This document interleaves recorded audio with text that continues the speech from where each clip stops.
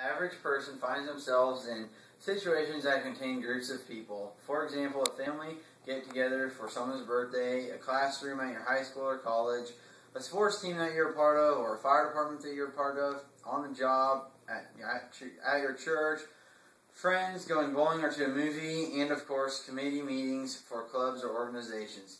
Daily, we are submersed into group settings, so it's important to understand group dynamics. The setting for the movie 12 Angry Men is a group of 12 men in a jury deliberation room trying to come to a unanimous decision about the guilt or innocence of a young man. According to our text, a work group is defined as 3 or more who must interact and influence each other to solve problems and to accomplish a common purpose. Well, these men together for a common purpose had to interact and had to solve a problem. So far, it appears to be a textbook perfect fit. But our textbook goes on.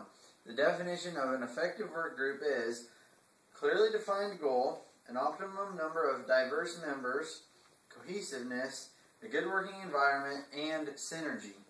Let's see how the movie's characters measure up. Clearly defined goal, check. Optimum number of diverse members, check. Cohesiveness, nope, not even close. Good working environment, nope, it's hot. It's terrible hot and the fan doesn't even work.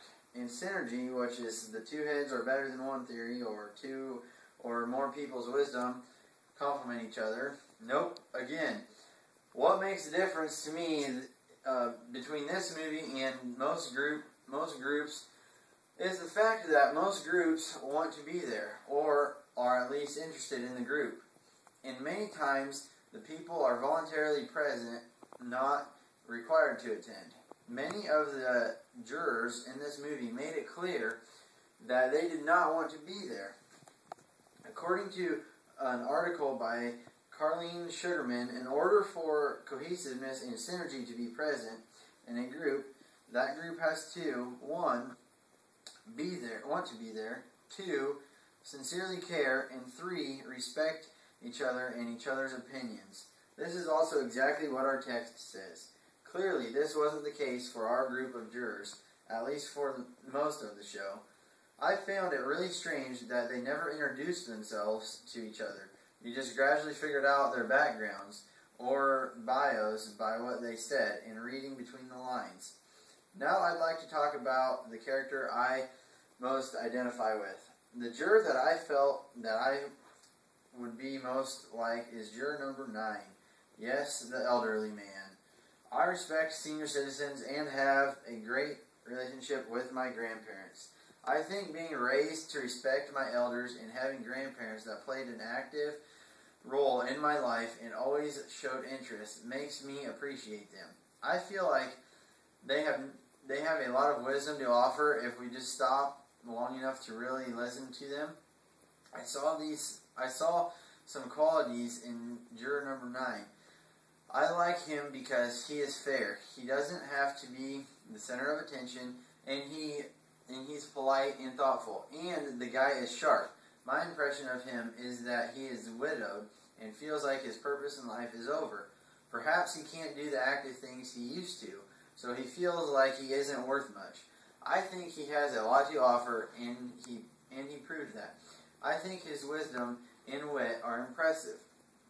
I think McArdle first saw his serving on this jury as a type of field trip from home.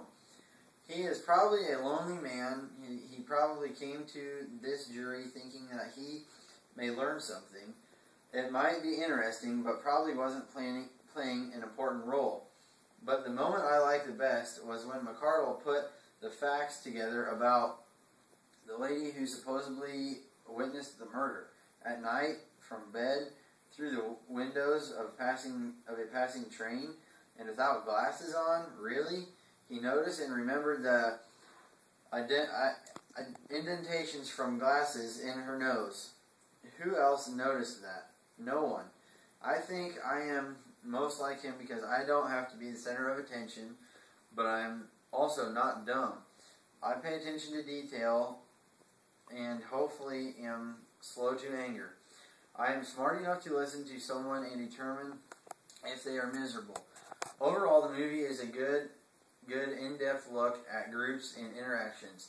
I will remember the characters and what we learned in our text about group behavior. Perhaps someday, when I find myself in a non-cohesive group, I can remember the techniques used by juror number 9 and use them.